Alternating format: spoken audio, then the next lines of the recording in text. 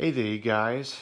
Well, first of all, Happy New Year to you all. It is now 2021, so I'm sure a lot of you are glad that 2020 is over because we've had craziness that's happened throughout 2020, such as the COVID-19 and the racial injustice. So yeah, now that 2021 is here, let's start off nice and fresh. I mean, we may still be in pandemic mode, but we're starting to see the light at the end of this COVID-19 pandemic tunnel. So now the vaccine's coming out.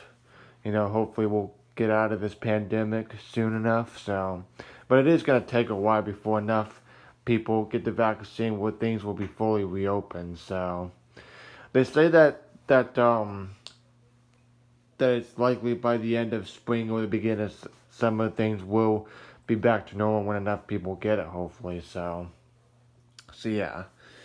So yeah, to start my first video of 2021, I'm gonna be doing a vacuuming up mess with all the shredded paper on the floor from the paper shredder bin over there next to um that that table looking thing over there.